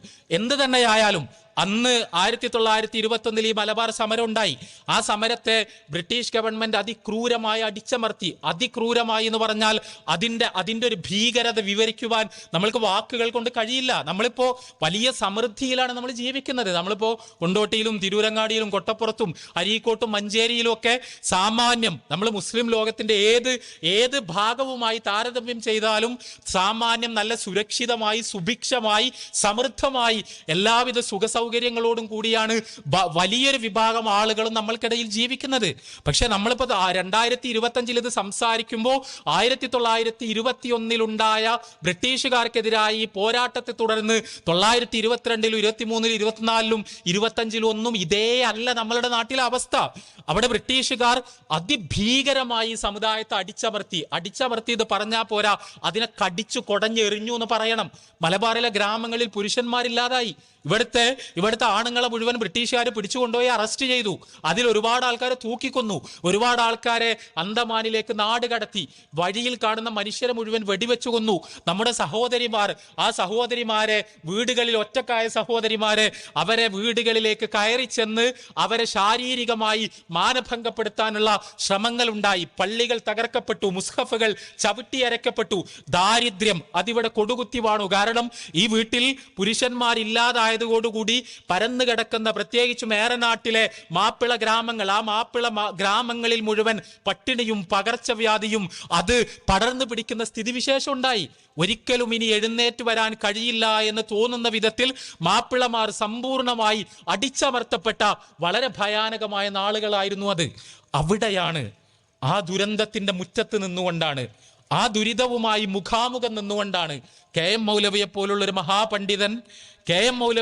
മഹാപണ്ഡിതൻ നമ്മൾ ഇങ്ങനെ പോയാൽ ശരിയാവില്ല എന്ന് തീരുമാനിക്കുന്നത്. നമ്മൾ ബ്രിട്ടീഷുകാരുമായി മാപ്പിളമാരുടെ സായുധ പോരാട്ടത്തെ പറ്റി പറയുമ്പോൾ തന്നെ നമ്മൾ പറയേണ്ട ഒരു കാര്യമുണ്ട്. ആ സായുധ പോരാട്ടത്തിന് KM മൗലവിയാണെങ്കിലും ഈ മൊയ്തു മൗലവിയാണെങ്കിലും ഈ രീതിയിലുള്ള പണ്ഡിതന്മാർ അവരെല്ലാവരും തന്നെ ആ സായുധ പോരാട്ടത്തിനെതിരായിരുന്നു. അവർ ബ്രിട്ടീഷുകാർക്കെതിരായിരുന്നു. അവർ കൊണ്ടോട്ടി തങ്ങൾമാരെ പോലുള്ള ആളുകളെ പോലെ ബ്രിട്ടീഷുകാരുടെ ആളുകളായിരുന്നില്ല. അവർ ദേശീയ പ്രസ്ഥാനത്തിന്റെ പ്രവർത്തകരായിരുന്നു. അവർ സ്വാതന്ത്ര്യ സമരത്തിന്റെ പ്രവർത്തകരായിരുന്നു. പക്ഷേ ബ്രിട്ടീഷുകാരുമായി പോരാടേണ്ടത് സായുധ പോരാട്ടങ്ങളിലൂടെയാണ് എന്നവർ വിചാരിച്ചിരുന്നില്ല. ബ്രിട്ടീഷ് ഗവൺമെന്റിനോട് എല്ലാ ആയുധങ്ങളും പട്ടാളങ്ങളുമുള്ള എല്ലാ തരത്തിലും സർവായുധ സജ്ജരായ ഒരു വ്യവസ്ഥാപിത ഗവൺമെന്റിനോട് നമ്മുടെ കയ്യിലുള്ള ചെറിയ കത്തിയും തോക്കും ഉപയോഗിച്ച് പോരാടി നമ്മൾക്ക് ജയിക്കാൻ കഴിയില്ല. അങ്ങനെയല്ല നമ്മൾ ബ്രിട്ടീഷ് സാമ്രാജ്യത്വത്തോട് പോരാടേണ്ടത്. ജനാധിപത്യപരമായി സംഘടിച്ചുകൊണ്ടാണ്, രാഷ്ട്രീയമായി സംഘടിച്ചുകൊണ്ടാണ്, ജനാധിപത്യപരമായ സമരങ്ങളിലൂടെയാണ്, പ്രക്ഷോഭങ്ങളിലൂടെയാണ് നമ്മൾ ബ്രിട്ടീഷുകാരോട് പ്രതിഷേധം രേഖപ്പെടുത്തേണ്ടത്. അതല്ലാതെ സായുധമായി അവരോട് ഏറ്റുമുട്ടുന്നത് ആത്മഹത്യാപരമായിരിക്കും. അതുകൊണ്ട് പ്രിയപ്പെട്ട മാപ്പിളമാരെ നിങ്ങൾ ആയുധങ്ങളെടുത്ത് ബ്രിട്ടീഷുകാരോട് പോരാടരുത്. കാരണം അതിന്റെ പ്രത്യാഘാതങ്ങൾ ഭയാനകമായിരിക്കും, നമ്മൾ അത് അനുഭവിക്കേണ്ടി വരും എന്ന് KM മൗലവിയെ പോലുള്ള പണ്ഡിതന്മാർ 1921 ഇവിടുത്തെ മാപ്പിളമാരോട് അങ്ങേയറ്റത്ത് ഗുണകാംക്ഷയോടുകൂടി പറയുന്നുണ്ട്. അത് സ്വാഭാവികമായിരുന്നു. നമുക്കറിയാം, ചരിത്രത്തിൽ നമുക്ക് കാണാൻ കഴിയും, തിരൂരങ്ങാടിയിൽ 1921 ചില മാപ്പിളമാർ ഇതേപോലെയുള്ള പോരാട്ടങ്ങൾക്ക് ഇങ്ങനെ വെമ്പി നിന്ന സമയത്ത് അവർ വളരെ ആത്മാർത്ഥതയോടുകൂടിയാണ് ബ്രിട്ടീഷുകാർക്കെതിരിൽ പോരാടാൻ ഒരുങ്ങിയത്. ബ്രിട്ടീഷുകാർക്കെതിരിൽ പോരാടാൻ വേണ്ടി ഒരുങ്ങി നിന്ന സമയത്ത് KM മൗലവി സാഹിബ് അവരെ സമാധാനിപ്പിച്ചുകൊണ്ട് പ്രസംഗിക്കുന്നത് നമ്മൾ കാണുന്നുണ്ട് തിരൂരങ്ങാടിയിൽ വെച്ച്. ആ പ്രസംഗത്തിൽ KM മൗലവി, നിങ്ങൾ ആയുധങ്ങൾ എടുക്കരുത്, വീടുകളിലേക്ക് മടങ്ങിപ്പോവണം, ബ്രിട്ടീഷുകാരോട് ഏറ്റുമുട്ടലിന് പോകരുത്, നമ്മൾ ജനാധിപത്യപരമായി വേണം അവർക്കെതിരിൽ പ്രതിഷേധമുയർത്താൻ എന്ന് പറഞ്ഞ സമയത്ത് ചില മാപ്പിളമാർ KM മൗലവിയോട് ചോദിക്കുന്നുണ്ട്, അവര് നമ്മുടെ പള്ളി ആക്രമിച്ച ആളുകളാണ്, അതിന് നമ്മൾ പകരം ചോദിച്ചിട്ടില്ലെങ്കിൽ നാളെ പടച്ചോന്റെ അടുത്ത് പരലോകത്തെത്തുമ്പോൾ നമ്മൾ എന്ത് പറയും? ബ്രിട്ടീഷുകാർ നമ്മളോട് ഈ അതിക്രമങ്ങൾ മുഴുവൻ കാണിച്ചിട്ട്, മുസ്ലിങ്ങളോട് ഈ അതിക്രമങ്ങൾ മുഴുവൻ കാണിച്ചിട്ട് തിരിച്ച് പകരം ചോദിച്ചിട്ടില്ലെങ്കിൽ നാളെ അള്ളാഹുവിന്റെ അടുക്കൽ പരലോകത്ത് എന്ത് സമാധാനം പറയുമെന്ന് ചോദിക്കുമ്പോൾ KM മൗലവി പറയുന്നുണ്ട്, പടച്ചോന്റെ അടുത്ത് പരലോകത്തെ സമാധാനം ഈ പാവം തയ്യിൽ മുഹമ്മദ് കുട്ടി മുസ്ലിയാർ പറഞ്ഞോളും, നിങ്ങൾ തൽക്കാലം വീട്ടിൽ പോയിക്കോളൂ എന്ന് KM മൗലവി അവരോട് പറയുന്നുണ്ട്. KM മൗലവി എന്നിട്ട് പറയുന്നുണ്ട്, പടച്ചോൻ അതിന്റെ പേരിൽ നിങ്ങളെ ശിക്ഷിക്കില്ല. കാരണം അങ്ങനെയല്ല അതിനോട് പ്രതികരിക്കേണ്ടത്. അത് നമ്മൾക്ക് കൂടുതൽ വലിയ ദുരിതങ്ങളും പ്രയാസങ്ങളുമായിരിക്കും കൊണ്ടുവരിക. KM മൗലവി അദ്ദേഹം ഏതുവരെ വിശ്വസിച്ചിരുന്നു എന്ന് ചോദിച്ചാൽ, മാപ്പിളമാരെ ആയുധമെടുക്കാൻ പ്രേരിപ്പിച്ചത് ബ്രിട്ടീഷ് ഗവൺമെന്റിന്റെ ഏജന്റുമാരാണ് എന്ന് പോലും KM മൗലവി കരുതിയിരുന്നു. ബ്രിട്ടീഷ് ഏജന്റുമാർ മാപ്പിളമാർക്കിടയിൽ നുഴഞ്ഞു കയറി അവരെ ആയുധമെടുക്കാൻ പ്രേരിപ്പിക്കുകയായിരുന്നു. കാരണം ആയുധം എടുത്തിട്ട് വേണം ഇതേപോലെയുള്ള മർദ്ദനങ്ങൾ അഴിച്ചുവിടാൻ എന്നതായിരുന്നു ഗവൺമെന്റിന്റെ കണക്കുകൂട്ടൽ എന്നുപോലും അദ്ദേഹം വിചാരിച്ചിരുന്നു. ഞാൻ സൂചിപ്പിക്കുന്നത്, ഇങ്ങനെയൊരു വഴിയിലേക്ക് മലബാർ സമരം പോകാതിരിക്കുവാൻ വേണ്ടി അവർ കഴിവത് പരിശ്രമിച്ചിരുന്നു. പക്ഷേ അവരുടെ പിടുത്തത്തിൽ അത് നിന്നില്ല. മലബാർ സമരം ആ വഴിയിലേക്ക് പോയി. മലബാറിലെ മാപ്പിളമാർ ആത്മാർത്ഥമായി ബ്രിട്ടീഷുകാരോട് പോരാടി. പക്ഷേ സ്വാഭാവികമായും KM മൗലവിയെ പോലുള്ള ആളുകൾ ഭയപ്പെട്ടതുപോലെ തന്നെ ബ്രിട്ടീഷുകാർ ആ സമരത്തെ അതിഭീകരമായി അടിച്ചമർത്തി. നമുക്കറിയാം, നമ്മളിപ്പോ ഉത്തരേന്ത്യയിൽ വലിയ ജീവകാരുണ്യ പ്രവർത്തനങ്ങൾ നടത്താനുള്ള ശ്രമങ്ങൾ നടത്തിക്കൊണ്ടിരിക്കുകയാണ്. കേരളത്തിലുള്ള പല മുസ്ലിം സംഘടനകളും മുസ്ലിം ധനാഢ്യരും ഒക്കെ ഉത്തരേന്ത്യയിൽ ജീവകാരുണ്യ പ്രവർത്തനങ്ങൾ നടത്തുന്നുണ്ട്. നമ്മൾ ഉത്തരേന്ത്യയിലേക്ക് പോയവരോട് ചോദിച്ചാൽ അറിയാം, ബീഹാറിലെയും ബംഗാളിലെയും ഉത്തർപ്രദേശിലെയും എല്ലാം മുസ്ലിം ഗ്രാമങ്ങളുടെ ദയനീയമായ സ്ഥിതിയെക്കുറിച്ച് അവർ നമ്മൾക്ക് പറഞ്ഞു തരുന്നുണ്ട്. അവിടെയുള്ള വിദ്യാഭ്യാസമില്ലായ്മയെക്കുറിച്ച്, പട്ടിണിയെക്കുറിച്ച്, പരിവട്ടത്തെക്കുറിച്ച്, ദാരിദ്ര്യത്തെക്കുറിച്ച്, അതിദയനീയമായ സാഹചര്യങ്ങളെ കുറിച്ച് പറയുന്നുണ്ട്. എന്നിട്ട് നമ്മൾ പറയും, നമ്മളവരെ സഹായിച്ചിട്ടില്ലെങ്കിൽ നമ്മൾ നാളെ പടച്ചോന്റെ മുന്നിൽ പടച്ചോനോട് സമാധാനം പറയേണ്ടി വരും. ഇത്രയധികം സമൃദ്ധി നമ്മൾക്കുണ്ടായിട്ട് നമ്മളുടെ രാജ്യത്ത്, ഇന്ത്യയിലെ മുസ്ലിം സഹോദരങ്ങൾ ഇന്ത്യയുടെ മറ്റൊരു ഭാഗത്ത് ഇങ്ങനെ കഷ്ടപ്പെടുമ്പോൾ നമ്മളുടെ പണം അവരിലേക്ക് എത്തിയിട്ടില്ലെങ്കിൽ നമ്മൾ നാളെ പടച്ചോന്റെ അടുത്ത് സമാധാനം പറയേണ്ടി വരും എന്ന് നമ്മൾ പറയും. നമ്മൾ മനസ്സിലാക്കുക, 1921 മലബാറിനെ നോക്കി ഉത്തരേന്ത്യയിലെ മുസ്ലിം നേതാക്കൾ അവിടുത്തെ നാട്ടുകാരോട് പറഞ്ഞ വർത്തമാനമാണിത്. 1921 മലബാറിലെ അന്നത്തെ മാപ്പിളമാരുടെ അവസ്ഥ കണ്ടിട്ട് അവിടെയുള്ള മുസ്ലിങ്ങൾ കണ്ണീര് വാർക്കായിരുന്നു. ആ കണ്ണീര് വാർത്തിട്ട് അവര് നമ്മൾക്ക് വേണ്ടി പിരിവെടുക്കായിരുന്നു. അവരിവിടേക്ക് ഭക്ഷണം കൊണ്ടുവരികയായിരുന്നു, അവരിങ്ങോട്ട് പണം കൊണ്ടുവരികയായിരുന്നു. 1924 JDT ഇസ്ലാം അനാഥശാല എന്ന് പറയുന്ന സ്ഥാപനം മുഹമ്മദ് അബ്ദുറഹ്മാൻ സാഹിബിന്റെയും KM സീതി സാഹിബിന്റെയും ഒക്കെ ശ്രമഫലമായി കോഴിക്കോട് മിഠായി തെരുവിൽ ആരംഭിക്കുന്നു. അത് പിന്നീട് വെള്ളിമാടുകുന്നിലേക്ക് മാറുന്നു. അത് വലിയ ഒരു സ്ഥാപനമായി പടർന്നു പിടിക്കുന്നു. 1924 JDT ഇസ്ലാം യതീംഖാനയുണ്ടാകുന്നത് പൂർണ്ണമായി ഉത്തരേന്ത്യയിൽ നിന്നുള്ള മുസ്ലിം ധനാഢ്യരുടെ പണത്തിന്റെ പുറത്താണ്, അവരുടെ സഹായത്തിന്റെ പുറത്താണ്. അവരിങ്ങോട്ട് വരുന്നു, സമുദായത്തെ പറ്റി പഠിക്കുന്നു, എങ്ങനെ പരിഹാരമുണ്ടാക്കാമെന്ന് ആലോചിക്കുന്നു. മലബാറിലെ മാപ്പിളമാരുടെ കണ്ണീരൊപ്പുന്നതിന് വേണ്ടി ഉത്തരേന്ത്യയിലെ ധനാഢ്യരായ മുസ്ലിങ്ങൾ അവർ ഉദാരമായി പണം ചെലവഴിച്ചുണ്ടാക്കിയതാണ് ഇതേപോലെയുള്ള സംവിധാനങ്ങൾ. ആ കടമാണ് നമ്മൾ യഥാർത്ഥത്തിൽ ഇപ്പോൾ വീട്ടാൻ ശ്രമിക്കുന്നത്. അങ്ങനെയൊരു മാറ്റം 1921 മലബാർ സമരം കഴിഞ്ഞ് ഈ രീതിയിൽ കിടന്നിരുന്നൊരു സമുദായം, ആ സമുദായം ഇന്ന് ഇന്ത്യയിൽ ഏറ്റവും അഭിമാനകരമായ അസ്തിത്വമുള്ളൊരു മുസ്ലിം സമുദായമായി മാറിയതെങ്ങനെ എന്ന ചോദ്യത്തിന്റെ ഉത്തരമാണ് യഥാർത്ഥത്തിൽ നമ്മൾ ഈ പണ്ഡിതന്മാരുടെ പരിശ്രമങ്ങളിൽ നമ്മൾ കാണുന്നത്. നമ്മൾ ഉമ്മുൽ ഖുറ എന്ന് പറയുന്ന ഒരു പത്രം ഉണ്ടായിരുന്നു. ആ പത്രം ഇന്നും പുറത്തിറങ്ങുന്ന പത്രമാണ്. നിങ്ങൾ ഒരുപക്ഷെ കേട്ടിട്ടുണ്ടാവും. ഉമ്മുൽ ഖുറ എന്ന് പറഞ്ഞാൽ മക്കയിൽ നിന്ന്, സൗദി അറേബ്യയിലെ മക്കയിൽ നിന്ന് പ്രസിദ്ധീകരിക്കപ്പെടുന്ന പത്രമാണ്. അബ്ദുൽ അസീസ് രാജാവാണ് ആ പത്രം തുടങ്ങിയത്. 1920കളിൽ ഉമ്മുൽ ഖുറ പത്രം എന്ന് പറയുന്നത് മുസ്ലിം ലോകത്തിന്റെ ശ്രദ്ധാകേന്ദ്രമായിരുന്നു. കാരണം ആധുനിക സൗദി അറേബ്യ ഉണ്ടായിക്കൊണ്ടിരിക്കുന്ന സമയമാണ്. അബ്ദുൽ അസീസ് രാജാവ് അവിടെ ഇങ്ങനെ നാടുകൾ കീഴടക്കിക്കൊണ്ടിരിക്കുന്ന സമയമാണ്. ആ സമയത്ത് അബ്ദുൽ അസീസ് രാജാവിന്റെ ഒരു ഒഫീഷ്യൽ ഒരു മുഖപത്രം പോലെ, പ്രത്യേകിച്ചും ഹിജാസ്, മക്ക അദ്ദേഹത്തിന്റെ നിയന്ത്രണത്തിൽ വന്നപ്പോ മക്കയിൽ നിന്ന് അദ്ദേഹത്തിന്റെ മുഖ്യ കാർമ്മികത്വത്തിൽ പ്രസിദ്ധീകരിക്കപ്പെട്ടു തുടങ്ങിയ ഒരു പത്രമായിരുന്നു ഉമ്മുൽ ഖുറ. ആ ഉമ്മുൽ ഖുറ പത്രത്തിൽ 1924 നമ്മൾക്ക് വായിക്കാൻ കഴിയും ഇവിടെയുള്ള പണ്ഡിതന്മാർ അയച്ചൊരു കത്ത്. KM മൗലവിയെ പോലുള്ള, EK മൗലവിയെ പോലുള്ള, അതേപോലെ മുസ്ലിം ഐക്യ സംഘത്തിന്റെ നേതൃനിരയിൽ ഉണ്ടായിരുന്ന കൊടുങ്ങല്ലൂരിലെ പൗരപ്രമുഖരടക്കമുള്ള ആളുകൾ അവർ ഉമ്മുൽ ഖുറ പത്രത്തിന് അയച്ചൊരു കത്ത്. ആ കത്തിൽ അവരിങ്ങനെ വളരെ വളരെ ഹൃദയസ്പൃക്കായി കുറെ കാര്യങ്ങൾ പറയുന്നുണ്ട്. അവർ പറയുന്നത്, ഞങ്ങൾ മലബാറിലെ മുസ്ലിങ്ങളാണ്, കേരളത്തിൽ ഇസ്ലാം എത്തിയത് ഒരുപാട് മുമ്പാണ്. ഇവിടെ അറബ് കച്ചവടക്കാരും പ്രബോധകരും വന്നു. അങ്ങനെ ഞങ്ങളിങ്ങനെ മുന്നോട്ട് പോയി. പക്ഷേ ഞങ്ങൾക്കിടയിൽ കാലക്രമത്തിൽ ഇസ്ലാമിന് വിരുദ്ധമായ പല അന്ധവിശ്വാസങ്ങളും അനാചാരങ്ങളും കടന്നു വരാൻ തുടങ്ങി. ഇവിടെ ശിർക്കും ബിദ്അത്തുമെല്ലാം ഉണ്ടായി. ഞങ്ങൾക്ക് പിന്നാക്കാവസ്ഥയുണ്ടായി. ഞങ്ങൾ അധസ്ഥിതരായി തീർന്നു. അതിനിടയിൽ ബ്രിട്ടീഷുകാർ വന്നു. ബ്രിട്ടീഷുകാർ ഞങ്ങളെ സമ്പൂർണ്ണമായി അടിച്ചമർത്താൻ ശ്രമിച്ചു. 1921 ഞങ്ങളിലെ ചില സഹോദരങ്ങളും അവരും തമ്മിൽ സായുധമായ ഏറ്റുമുട്ടലുകൾ ഉണ്ടായി. അതൊരവസരമാക്കി എടുത്തുകൊണ്ട് അവർ ഞങ്ങളെ സമ്പൂർണ്ണമായി ചതച്ചരച്ചു. ഞങ്ങൾ അള്ളാഹുവിന്റെ മുന്നിൽ കണ്ണീർ വാർത്തു. ഞങ്ങൾ ആലോചിച്ചു, അള്ളാഹുവേ, എങ്ങനെയാണ് ഞങ്ങളുടെ സമുദായത്തെ രക്ഷിക്കാൻ കഴിയുക? അപ്പോൾ ഞങ്ങൾക്ക് മനസ്സിലായി, ഖുർആനിലേക്കും ഹദീസിലേക്കും മടക്കി വിളിച്ചുകൊണ്ടല്ലാതെ, ബിദ്അത്തുകളിൽ നിന്ന് രക്ഷപ്പെടുത്തിക്കൊണ്ടല്ലാതെ, സുന്നത്തുകൾ സ്ഥാപിച്ചുകൊണ്ടല്ലാതെ, ഇസ്ലാമിന്റെ യഥാർത്ഥ രൂപത്തിലേക്ക്, അതിന്റെ തനിമയിലേക്ക് മലബാറിലെ മാപ്പിളമാരെ തിരിച്ചു കൊണ്ടുപോയിക്കൊണ്ടല്ലാതെ അള്ളാഹുവിന്റെ സഹായം ഈ സമുദായത്തിന് ലഭ്യമാവുകയില്ല എന്ന് ഞങ്ങൾക്ക് മനസ്സിലായി. അങ്ങനെ ഞങ്ങൾ മുസ്ലിം ഐക്യ സംഘം എന്ന് പറയുന്ന സംഘടന സ്ഥാപിച്ചു. ആ സംഘടന ഇപ്പോൾ കേരളത്തിൽ പ്രവർത്തിച്ചു കൊണ്ടിരിക്കുന്നു. ഞങ്ങൾ തൗഹീദിന്റെയും സുന്നത്തിന്റെയും വെളിച്ചം കേരളത്തിൽ പ്രചരിപ്പിച്ചു കൊണ്ടിരിക്കുന്നു. അവിടെ സൗദി അറേബ്യയിൽ അബ്ദുൽ അസീസ് രാജാവിന്റെ നേതൃത്വത്തിൽ ഈ പ്രവർത്തനങ്ങൾ നടന്നുകൊണ്ടിരിക്കുമ്പോൾ അവർക്കൊരു സന്തോഷ വാർത്ത എന്ന നിലയിൽ മലബാറിലും തൗഹീദിന്റെയും സുന്നത്തിന്റെയും ഉയർത്തെഴുന്നേൽപ്പുണ്ടായിക്കൊണ്ടിരിക്കുന്നു എന്ന് ഉമ്മുൽ ഖുറ പത്രത്തിന് എഴുതിയൊരു കത്തിൽ, ഉമ്മുൽ ഖുറയിൽ ആ കത്ത് പ്രാധാന്യപൂർവ്വം മലബാറിലെ മുസ്ലിങ്ങൾ എന്ന് പറഞ്ഞുകൊണ്ട് പ്രസിദ്ധീകരിക്കപ്പെട്ടത് ഇന്നും ആർക്കൈവ്സിൽ പോയാൽ നമുക്ക് വായിക്കാൻ കഴിയും. ഞാൻ സൂചിപ്പിക്കുന്നത്, മലബാറിലെ മാപ്പിളമാർ ഈ തരത്തിലുള്ള ഒരു പ്രയാസം അനുഭവിച്ചു കൊണ്ടിരുന്ന സമയത്ത് അവരെ എങ്ങനെ തിരിച്ചു കൊണ്ടുവരാൻ കഴിയും, എങ്ങനെ അവരുടെ കണ്ണീരൊപ്പാൻ കഴിയും, എങ്ങനെ അവരെ മുന്നാക്ക സമുദായമാക്കി മാറ്റാൻ കഴിയും, എങ്ങനെ അവരുടെ അവശതകൾ പരിഹരിക്കാൻ കഴിയുമെന്ന് ചിന്തിച്ചതിൽ നിന്നാണ് യഥാർത്ഥത്തിൽ മുസ്ലിം ഐക്യസംഘത്തെയും കേരള ജംഇയ്യത്തുൽ ഉലമയെയും പോലുള്ള സംഘടനകൾ ഉണ്ടാകുന്നത്. ഞാൻ അതിൻ്റെ വിശദാംശങ്ങളിലേക്കൊന്നും കടന്നു പോവുകയല്ല. ഏറെ ത്യാഗങ്ങൾ സഹിച്ചുകൊണ്ട് മലയാളി മുസ്ലിങ്ങളെ പലതരത്തിലുള്ള പരിഷ്കരണങ്ങൾക്ക് അവർ വിധേയമാക്കി. നമ്മൾക്ക് അതിന്റെ ചരിത്രമൊക്കെ അറിയാം.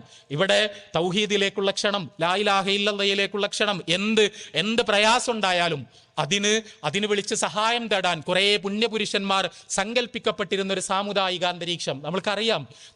നമ്മളുടെ തൊട്ടു മുമ്പുള്ള തലമുറയിൽ പോലും ബദർ ശുഹദാക്കൾ എന്ന് പറഞ്ഞാൽ നമ്മളൊന്ന് വീഴാൻ പോകുമ്പോൾ വിളിക്കാനുള്ള ആരോ ആണ് എന്ന് വിചാരിച്ചിരുന്ന ഒരു സമുദായം.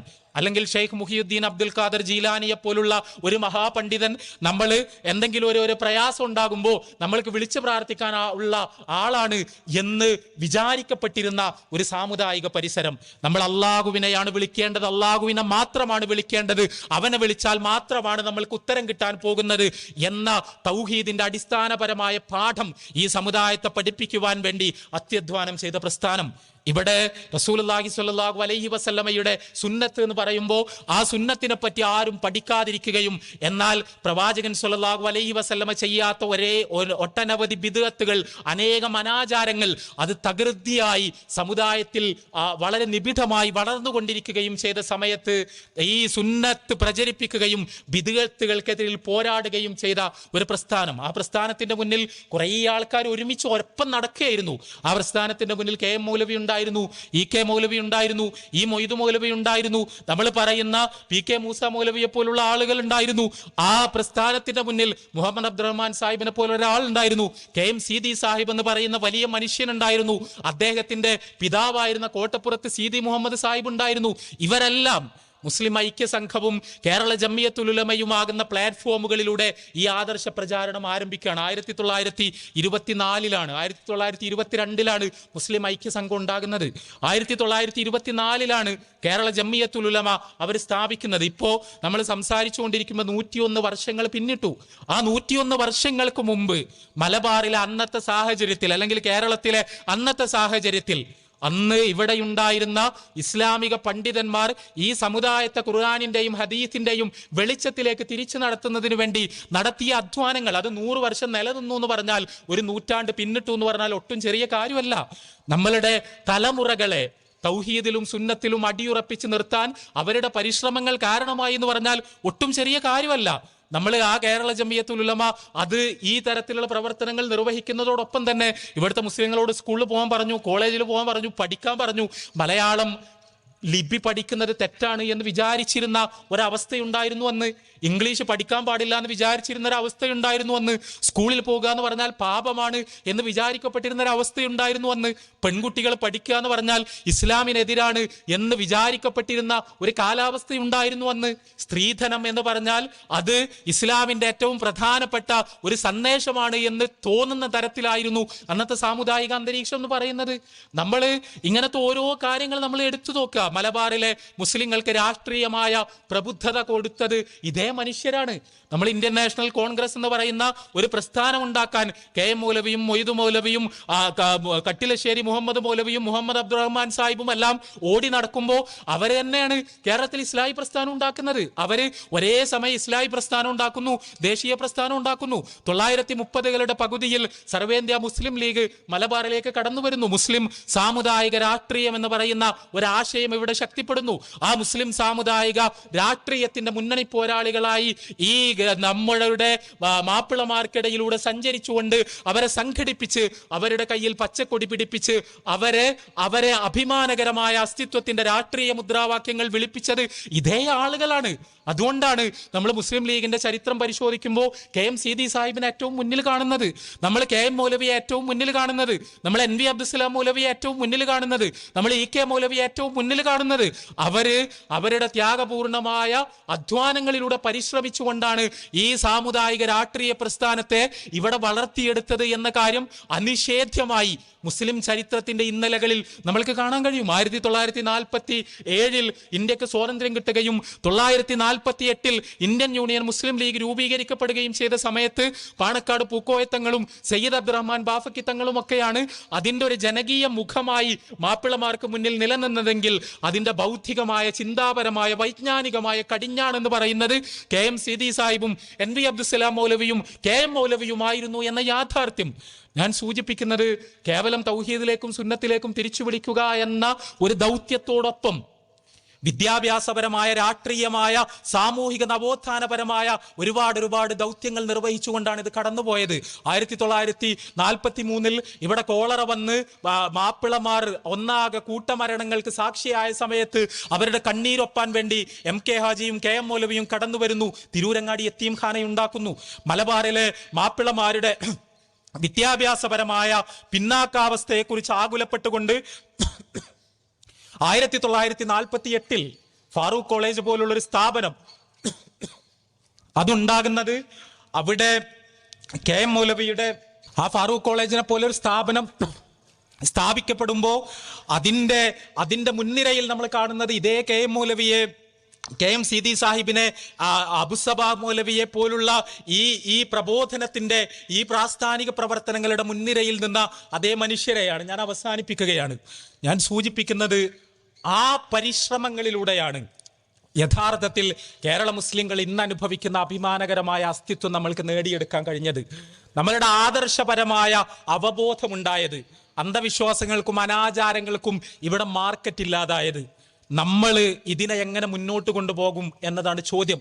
നമ്മൾ 1924 നിന്ന് 2025 എത്തി നിൽക്കുമ്പോൾ, പ്രത്യേകിച്ചും കൊട്ടപ്പുറത്തെ പോലുള്ള ഒരു പ്രദേശത്ത് നിന്നുകൊണ്ട് സംസാരിക്കുമ്പോൾ, നമ്മൾ കേരള ജമിയത്തുൽ ഉലമയുടെ ചരിത്രം പറയുമ്പോൾ കേരള മുസ്ലിം ഐക്യ സംഘത്തിന്റെ പ്രവർത്തനങ്ങൾ സജീവമല്ലാതായതിനു ശേഷം 1930കളുടെ പകുതി മുതൽ ഈ ജമിയത്തുൽ ഉലമയുടെ ആസ്ഥാനം എന്ന് പറയുന്നത് പുളിക്കലാണ്.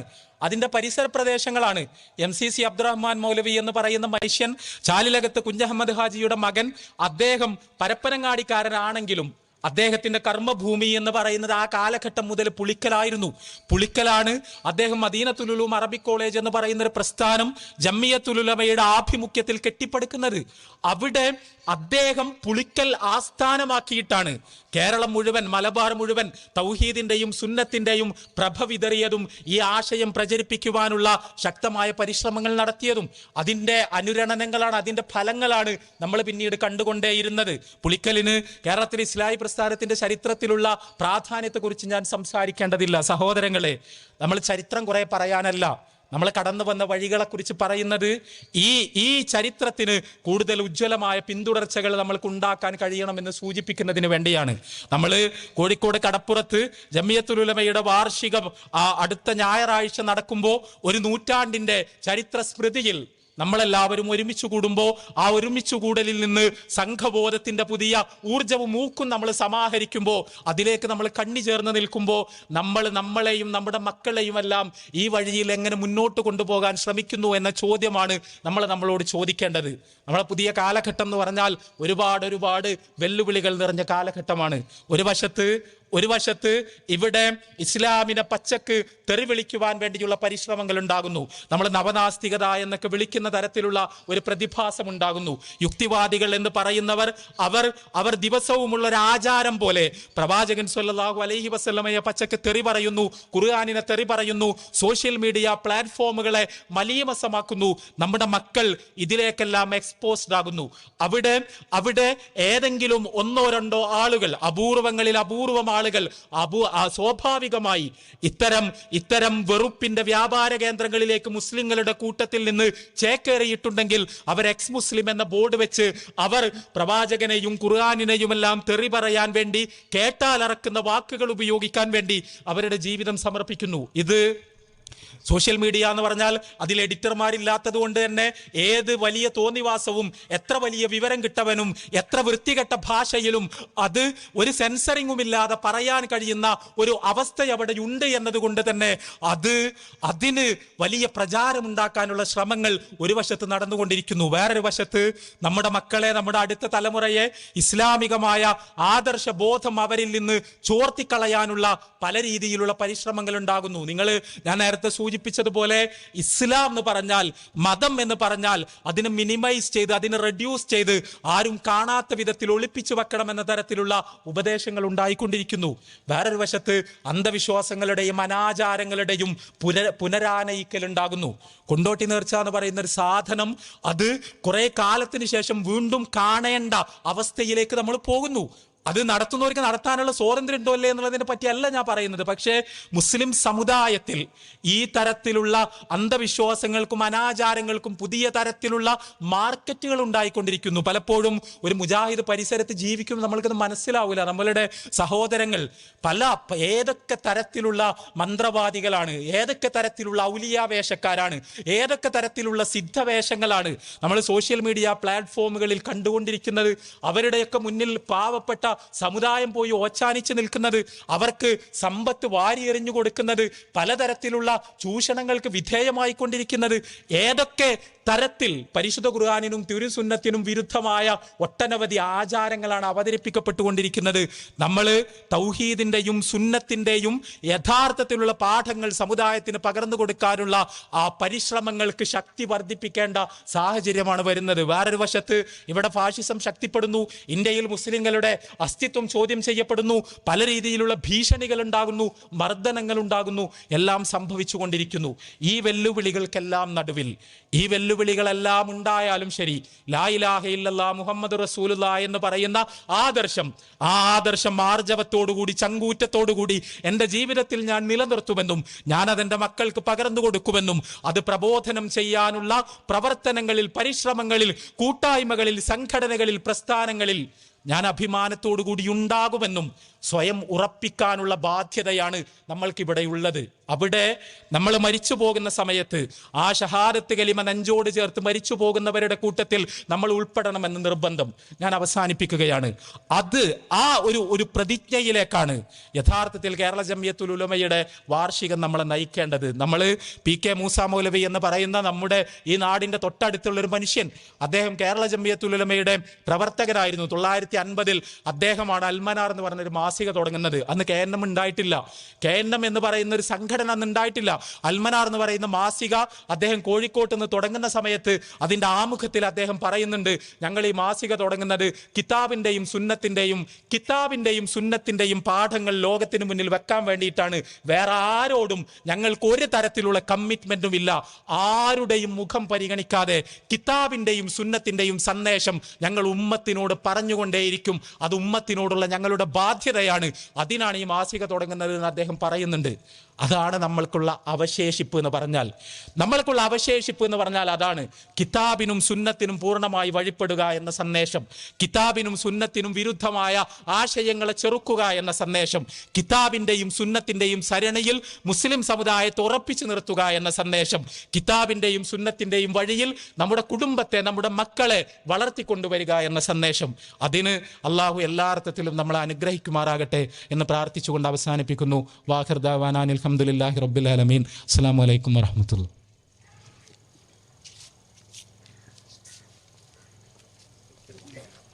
അസ്സലാമു അലൈക്കും വറഹ്മത്തുള്ളാഹി വബറകാതുഹു. ഇൻഷാ അല്ലാഹ് ആരും എണീറ്റ് പോകരുത്, വിനയത്തോടെ ഉണർത്തുകയാണ്. സദസ്സിൽ നിന്നൊരു ചോദ്യമുണ്ട്. കേരളീയ മുസ്ലിം നവോത്ഥാന ചരിത്രത്തിൻ്റെ ക്രെഡിറ്റ് പല യാഥാസ്ഥിക സംഘടനകളും ഇന്ന് ഏറ്റെടുക്കുന്ന സാഹചര്യമുണ്ട്.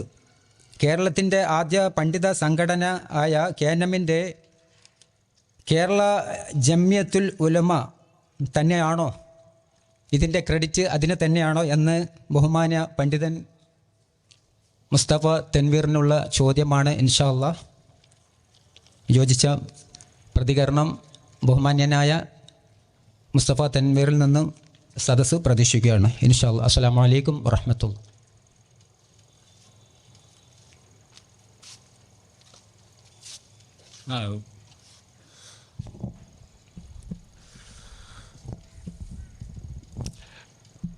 അല്ല, ഇതൊരു ക്രെഡിറ്റിൻ്റെയും തല്ലുണ്ടാക്കണതിൻ്റെ ഒന്നും വിഷയമല്ല. നമ്മൾ അങ്ങനെ ആ നിലക്കല്ല. ഇതെന്ന് പറഞ്ഞാൽ ഒരു ചരിത്ര യാഥാർത്ഥ്യമാണ്, അതെല്ലാവർക്കും അറിയുന്ന കാര്യമാണ്. അതിൽ ആരെങ്കിലും അങ്ങനെ കേരളത്തിലെ ആദ്യത്തെ പണ്ഡിത സംഘടന ഇതല്ല എന്നൊരു വാദം ഉന്നയിച്ചതൊന്നും എൻ്റെ ശ്രദ്ധയിൽ പെട്ടിട്ടില്ല. നമ്മൾ കേരള ജംഇയ്യത്തുൽ ഉലമ എന്ന് പറയുന്ന ഒരു സംവിധാനം മുസ്ലിം ഐക്യ സംഘത്തിൻ്റെ ഒരു സമ്മേളനത്തിൽ വെച്ചാണ് ഉണ്ടാകുന്നത്. ആലുവയിൽ വെച്ച് മുസ്ലിം ഐക്യ സംഘത്തിൻ്റെ വാർഷിക സമ്മേളനം നടക്കുകയാണ് 1924. ആ സമ്മേളനത്തോടനുബന്ധിച്ച് കേരളത്തിലെ മുസ്ലിം പണ്ഡിതന്മാരെയൊക്കെ വിളിച്ചുകൂട്ടിയൊരു യോഗം അതിനോടനുബന്ധിച്ചുണ്ടാവുകയും അതിൽ ജംഇയ്യത്തുൽ ഉലമ എന്ന് പറയുന്ന, കേരള ജംഇയ്യത്തുൽ ഉലമ എന്ന് പറയുന്ന ഒരു പുതിയ സംഘടന, പണ്ഡിതന്മാർക്കുള്ളൊരു കൂട്ടായ്മ അതിൽ വെച്ച് പ്രഖ്യാപിക്കപ്പെടുകയായിരുന്നു. അപ്പം അതിൽ മുസ്ലിം ഐക്യ സംഘത്തിൻ്റെ പ്രവർത്തകർ, ഇപ്പോൾ KM സീതി സാഹിബിനെ പോലുള്ള ആളുകൾ, അദ്ദേഹത്തിൻ്റെ പിതാവ് മണപ്പാട്ട് കുഞ്ഞു മുഹമ്മദ് ഹാജിയെ പോലുള്ള ആളുകൾ, അവരാണ് ഇതേപോലുള്ളൊരു പണ്ഡിത സംഘടന എന്ന് പറയുന്നത് അതിനെ യാഥാർത്ഥ്യമാക്കാനുള്ള പരിശ്രമങ്ങൾ നടത്തുന്നത്.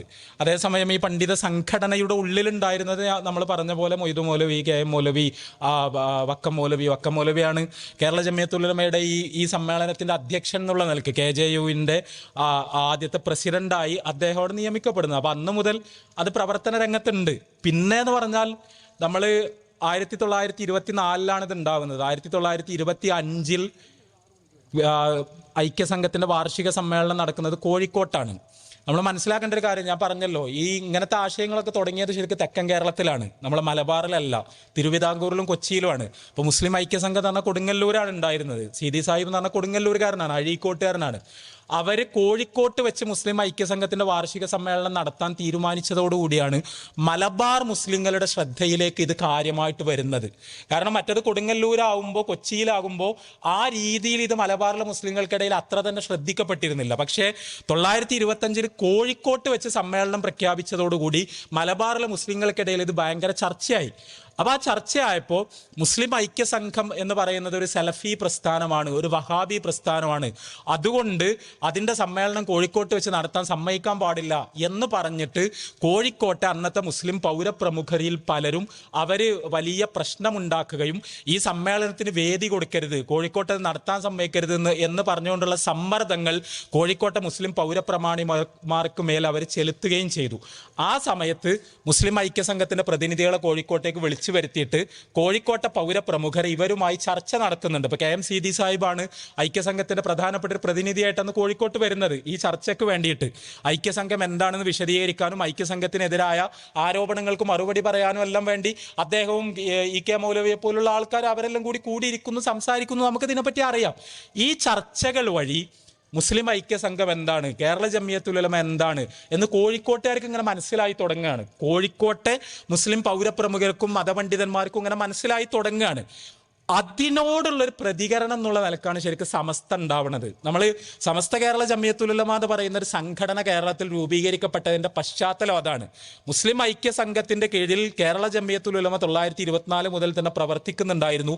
അത് 925 കോഴിക്കോട്ട് ഐക്യസംഘത്തിന്റെ സമ്മേളനം ഉണ്ടായപ്പോൾ ഇത് മലബാറിൽ വലിയ ചർച്ചയാവുകയും പ്രത്യേകിച്ചും കോഴിക്കോട് നഗരത്തിൽ ഇതുമായി ബന്ധപ്പെട്ട വമ്പിച്ച പ്രശ്നങ്ങൾ ഉണ്ടാവുകയും ഒടുവിൽ ഈ ചർച്ചയൊക്കെ കഴിഞ്ഞപ്പോൾ KM സീതി സാഹിബിന്റെ സംസാരം കഴിഞ്ഞപ്പോൾ അവർ സമ്മേളനം നടത്തിക്കോട്ടെ, അത് തടയണ്ട എന്ന് കോഴിക്കോട്ടെ പൗരപ്രമുഖർ പറയുകയും ഐക്യസംഘത്തിന്റെ സമ്മേളനം കോഴിക്കോട്ട് നടക്കുകയും കേരള ജമിയത്തുൽ ഉലമയുടെ കുറേ പണ്ഡിതന്മാർ അവിടെ പ്രസംഗിക്കുകയും അവരുടെ ആശയങ്ങൾ പങ്കുവെക്കുകയും ഒക്കെ ചെയ്തപ്പോൾ കോഴിക്കോട് നഗരം കേന്ദ്രീകരിച്ചുകൊണ്ട് തന്നെ ഇത് ഇങ്ങനെ പോയാൽ അത് നമ്മൾക്കത് അനുവദിക്കാൻ കഴിയുന്ന ഒരു കാര്യമല്ല. ഇവര് ഈ സലഫി ആശയങ്ങൾ പ്രചരിപ്പിക്കുന്നത് നമ്മൾക്ക് സ്വീകരിക്കാൻ നിവൃത്തിയില്ല. അതുകൊണ്ട് അവർക്കെതിരിൽ, അവർ പറയുന്ന ആശയങ്ങൾക്കെതിരിൽ ഇവിടെ നമ്മൾ കേരള ജമിയത്തുൽ ഉലമ എതിർത്തിരുന്ന തവസ്സുലിനെ പോലുള്ള, ഇസ്തിഗാസയെ പോലുള്ള, നേർച്ചകളെ പോലുള്ള, ഉറൂസുകളെ പോലുള്ള ആചാരങ്ങളെയും സമ്പ്രദായങ്ങളെയും എല്ലാം ന്യായീകരിക്കുകയും സംരക്ഷിക്കുകയും ചെയ്യാൻ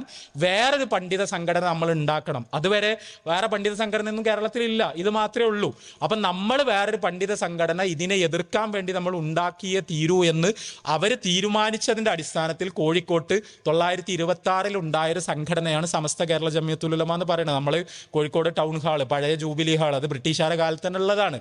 അവിടെ വെച്ച് അവരങ്ങനെ ഒരു സംഘടന ഉണ്ടാക്കുന്നു. ആ സംഘടന പ്രവർത്തനം ആരംഭിക്കുന്നു. സ്വാഭാവികമായി രണ്ട് സംഘടന ഉണ്ടായപ്പോൾ ഇത് തമ്മിൽ വലിയ അഭിപ്രായ വ്യത്യാസങ്ങൾ ഉള്ളത് കൊണ്ട് തന്നെ ജമിയത്തുൽ ഉലമയും കേരള ജമിയത്തുൽ ഉലമയും സമസ്ത കേരള ജമിയത്തുൽ ഉലമയും തമ്മിൽ അവർ അഭിപ്രായ വ്യത്യാസങ്ങൾ പ്രകടിപ്പിക്കുന്നു. അതിപ്പോൾ 933 നാദാപുരത്ത് വെച്ച് വലിയൊരു സംവാദം ഉണ്ടാകുന്നു. KM സീതി സാഹിബൊക്കെ ആ സംവാദത്തിന്റെ ഭാഗമായി അവിടെ അദ്ദേഹത്തിന്റെ ഒക്കെ സാന്നിധ്യം അവിടെ നമുക്ക് കാണാൻ കഴിയും. അവിടെ സമസ്തയെ പ്രതിനിധീകരിച്ചിരുന്ന പണ്ഡിതന്മാർ ഒരു വശത്തും കേരള ജമിയത്തുൽ ഉലമയെ പ്രതിനിധീകരിച്ചിരുന്ന പണ്ഡിതന്മാർ വേറൊരു വശത്തുമായിട്ടാണ് ആ സംവാദം നടക്കുന്നത്. അപ്പോൾ ഞാൻ പറയുന്നത് എന്താന്ന് വെച്ചാൽ KJU 1924 ഉണ്ടാകുന്നു. ആ ഉണ്ടായത് മുസ്ലിം ഐക്യസംഘത്തിന്റെ ഒരു പണ്ഡിത സംഘടന എന്നുള്ള നിലക്കാണ്.